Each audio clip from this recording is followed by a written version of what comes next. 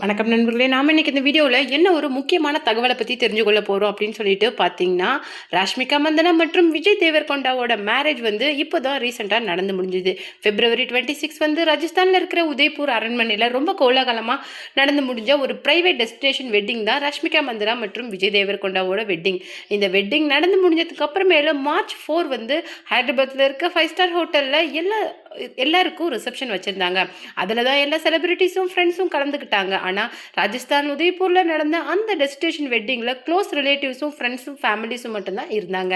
ஏன்னா இந்த டெஸ்டினேஷன் வெட்டிங்கில் வந்து எந்த செலிபிரிட்டிஸும் அலௌட் கிடையாது. அது மட்டும் இல்லாமல் எந்த மீடியாஸ்க்கும் அலௌட் கிடையாது. ராஷ்மிகா மந்தனா மற்றும் விஜய் தேவர்கொண்டாவோட இந்த மேரேஜ் ஆல்பத்தை கிட்டத்தட்ட 70 crores மேலே வந்து எல்லா ஓடிடி தளங்கள்லையும் கேட்டிருக்கிறாங்க.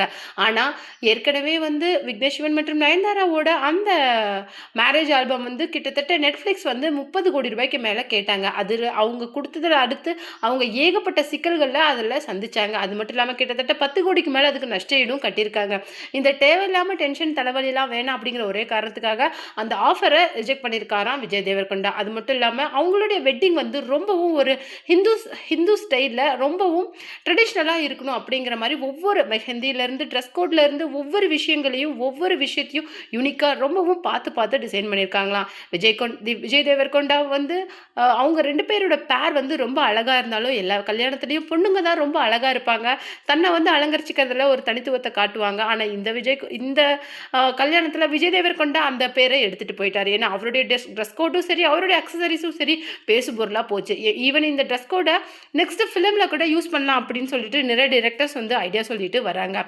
நம்ம இந்த வீடியோவில் என்ன ஒரு முக்கியமான தகவலை பற்றி பார்க்க போகிறோம் அப்படின்னு சொல்லிட்டு பார்த்தீங்கன்னா, ராஷ்மிகாவுக்கு இப்போ மேரேஜ் ஆனாலும் இதுக்கு முன்னாடி 2018 கிட்ட அவங்களுக்கு ரக்ஷித் செட்டி அவரு கூட என்கேஜ்மெண்ட் ஆச்சு. ஆனால் அந்த என்கேஜ்மெண்ட் வந்து எதிர்பாராத காரணங்களால் முடிவுக்கு வந்துச்சு. ஆனால் இப்போ வந்து ரொம்ப வைரலாக போயிருக்கிறது ரக்ஷித் செட்டி கிட்ட ரஷ்மிகா மந்தனாவோட அம்மாவான சுமன் மந்தனா பேசின அந்த ஆடியோ தான் இப்போ வைரல் ஆகிட்டு இருக்கு.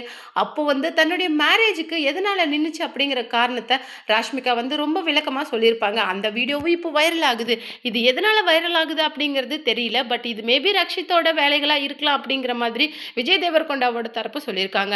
அந்த வீடியோவில் என்ன இருக்குது, அது மட்டும் இல்லாமல் அவங்களுடைய மேரேஜ் நின்னதுக்கான காரணம் என்ன, ரஷ்மிகா மந்தனா 2018 கிட்ட இந்த ஃபேமுக்கு வரதுக்கு முன்னாடி ஃபேஸ் பண்ண ட்ராஜடிஸ் என்ன அப்படிங்கிறத பற்றி நாம் இந்த வீடியோவில் டீட்டெயிலாக பார்க்கலாம். வீடியோக்குள்ளே போகிறதுக்கு முன்னாடி நீங்கள் நம்ம சேனலுக்கு புதியவராக இருந்தால் மறக்காமல் நம்ம சேனலை சப்ஸ்கிரைப் பண்ணி ஃபாலோ பண்ணிக்கோங்க. வாங்க வீடியோக்குள்ளே போகலாம்.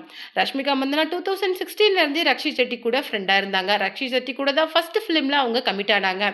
கமிட் ஆகும்போதே அவங்க 2 பேருக்கும் நல்ல ஃப்ரெண்ட்ஷிப் இருந்தது. அதுக்கப்புறமேல அந்த ஃப்ரெண்ட்ஷிப் வந்து லவ்வாக மாறிச்சு.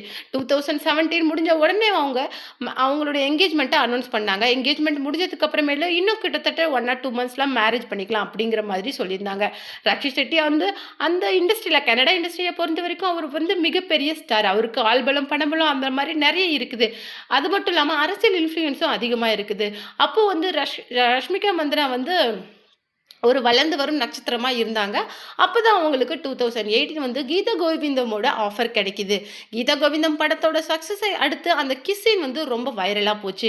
அது வைரலாக போனதை அடுத்து தான் ரக்ஷித் செட்டி ரொம்ப கோவத்தில் இருந்திருக்காரு. அவர் மட்டும் கிடையாது, அவங்களுடைய மொத்த ஃபேமிலியுமே கோவத்தில் தான் இருந்துக்குது.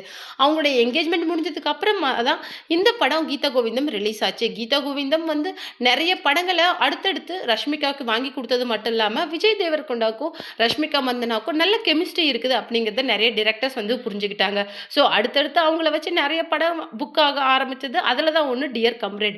அந்த படம் இன்னும் அவங்களுக்கு நிறைய அந்த கெமிஸ்ட்ரியோட லெவலை அதிகப்படுத்துச்சு. அது மட்டும் இல்லாமல் 2 பேருக்கும் லவ் இருக்குது, 2 பேரும் டேட் பண்ணுறாங்க அப்படிங்கிற நிறைய விஷயங்கள் வந்து சோஷியல் மீடியாவில் ரொம்ப வைரலாக போக ஆரம்பிச்சது. ஆனால் கீதா கோவிந்தம் முடிஞ்ச அந்த செலிப்ரேஷன் முடிஞ்ச அந்த நைட் வந்து என்ன பண்ணியிருக்காங்க, ரஷ்மிகா மந்தனாவுக்கு ஒரு கால் வந்திருக்கு. அந்த கால் ரக்ஷித் செட்டியோட மேனேஜர் கிட்டேருந்து வந்திருக்கு. அவங்க என்ன சொல்லியிருக்காங்க அப்படின்னு சொல்லிட்டு பார்த்தீங்கன்னா, இப்போ நீங்கள் கிளம்பி இங்கே வாங்க, காலையில் 8 மணிக்கெலாம் நீங்கள் மறுபடியும் உங்களுடைய வீட்டுக்கு போயிடலாம் அப்படிங்கிற மாதிரி சொல்லியிருக்காங்க. உடனே பயந்து போன ரஷ்மிகா மந்தனாவோட அம்மா சுமன் மந்தனா ஃபோனை வாங்கி பேசியிருக்காங்க.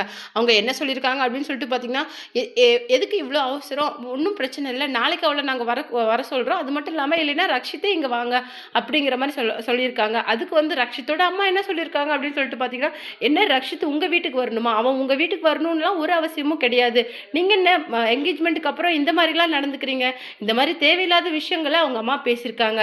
ஸோ 2 மதர்ஸ்க்குமே வாக்குவாதம் போயிட்டு இருந்த நிலையில, கொஞ்ச நாள் கழிச்சு ரக்ஷித் வந்து ரஷ்மிகா கிட்ட என்ன சொல்லியிருக்காங்கன்னா, "உங்க அம்மாவ எங்க அம்மா கிட்ட வந்து சாரி கேட்க சொல்லு.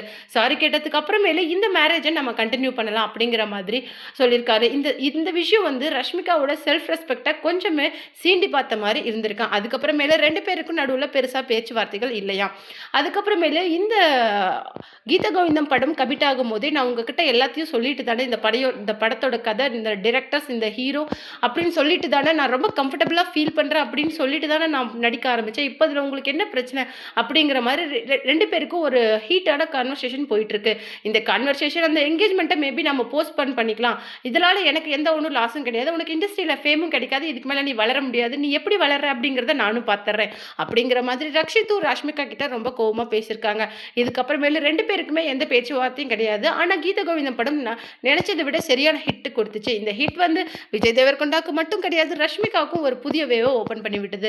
அதுக்கப்புறம் டியர் கம்ரேட் படத்துல அதே விஜய் தேவரகொண்டா கூட அவங்க மறுபடியும் கமிட் ஆகுறாங்க. அப்பதான் அவங்கள சுத்தின நிறைய ரூமர்ஸ் வந்து பரவ ஆரம்பிக்குது. 2 பேரும் டேட் பண்றாங்க. 2 பேரும் ஒரே இடத்துக்கு தான் போறாங்க. அதாவது 2 பேரும் நிறைய வெளிநாடு சுற்றுலாக்களுக்கு போறாங்க. ஆனா தனித்தனியா தான் போறாங்க. அவங்களுடைய ஃபோட்டோஸ் வந்து அவங்க மேபி ஒண்ணா தான் இருக்காங்க. நிறைய பர்த்டே செலிப்ரேஷன் கொண்டாடுறாங்க. ஒண்ணா தான் அவங்க இருக்கிறாங்க அப்படிங்கிற மாதிரி நிறைய ஃபோட்டோஸ், வீடியோஸ் வந்து வெளியாக ஆரம்பிச்சது. இந்த மாதிரி நிலையில தான் ரஷ்மிகா மந்தனா 2017 நடந்த எங்களுடைய என்கேஜ்மெண்ட் வந்து நாங்க போஸ்ட்போன் பண்ணிக்கிறோம். இதுக்கு மேல ஒர்க் அவுட் ஆகாது அப்படிங்கிற மாதிரி சொல்லியிருக்காங்க. ஆனா நிறைய கன்னட சினிமாஸ்ல இருந்து நிறைய வந்து லீடிங் ஆர்டிஸ்ட் வந்து இவங்கள மிரட்டியிருக்காங்களாம். அது மட்டும் இல்லாம நீ கன்னட சினிமால வரவே முடியாது அப்படிங்கிற மாதிரி நிறைய அவங்க மேல குற்றச்சாட்டுகளை வச்சிருக்காங்க. அதுக்கப்புறம் தான் டியர் கம்ரேட் படம் வந்து முடிஞ்சதுக்கு அப்புறமேலே 2 பேருக்கும் நல்ல கெமிஸ்ட்ரி இருக்கிறது நல்லா எல்லாருக்குமே தெரிய ஆரம்பிச்சது.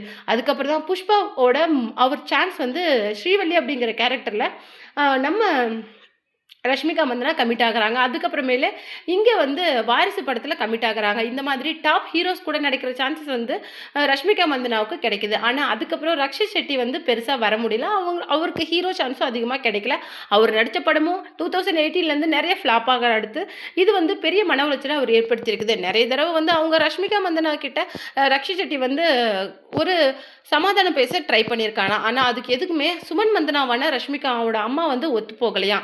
தயவு செய்து என் பொண்ணை விட்டுருங்க. அவ என்ன முடிவு இதுக்கு மேலே எடுக்கிறாளோ அது அவளுடைய இஷ்டம். அவளை எந்த தொந்தரவும் பண்ணாதீங்க ப்ளீஸ் அப்படிங்கிற மாதிரி சொல்லியிருக்காங்க. இல்லை ஆண்டி நான் ஒரு தடவை அவளை பார்த்து பேசிக்கிறேன் அப்படிங்கிற மாதிரி சொல்லியிருக்காங்க. ப்ளீஸ் அப்படிங்கிற மாதிரி சுமன் மந்தனாவும் சொல்லி அனுப்பிச்சிருக்காங்க. ஏன்னா அந்த அளவுக்கு அவருடைய மேனேஜராக இருக்கட்டும், அவங்களுடைய ரக்ஷித் ஷெட்டியை சேர்ந்தவங்களா இருக்கட்டும் ரொம்பவும் மிரட்டியிருக்காங்க. அது மட்டும் இல்லை, நீங்கள் வந்து என்னுடைய அம்மாவோட கிட்ட வந்து மன்னிப்பு கேட்கலைன்னா கண்டிப்பாக இந்த கல்யாணம் நடக்கவே நடக்காது. உங்கள் பொண்ணு இந்த இண்டஸ்ட்ரியில் வளரவே முடியாது அப்படிங்கிற மாதிரி ரஷ்மிகா மந்தனாவோட அம்மாவான சுமன் மந்தனாவும் மிரட்டியிருக்காங்க. ஏன்னா அவங்க இருக்கிறது 2மே டாட்டர்ஸ் தான். ஸோ கொஞ்சம் பயந்து போன அவங்க வந்து ரஷ்மிகா மந்தனாவோட அந்த விஷயங்களில் கான்சன்ட்ரேட் பண்ண ஆரம்பிச்சிட்டாங்க. நீ நிறைய படங்கள் நடி, உன்னுடைய திறமை நீ ஒவ்வொரு படத்துலையும் வெளிப்படுத்த அப்படிங்கிற மாதிரி அம்மா கொடுத்த என்கரேஜ்மெண்ட்டில் தான் ஸ்ரீவள்ளி கேரக்டர் ரொம்ப சூப்பராக செஞ்சு முடிச்சிருக்கிறாங்க. இதனால தான் ஒரு நல்ல ஃபேம் கிடைச்சி கடைசியில் விஜய் தேவரகொண்டாவை அவங்க மேரேஜ் பண்ணுற அளவுக்கு அவங்க 2 பேரோட லவ் வந்து முடிஞ்சிருக்கு.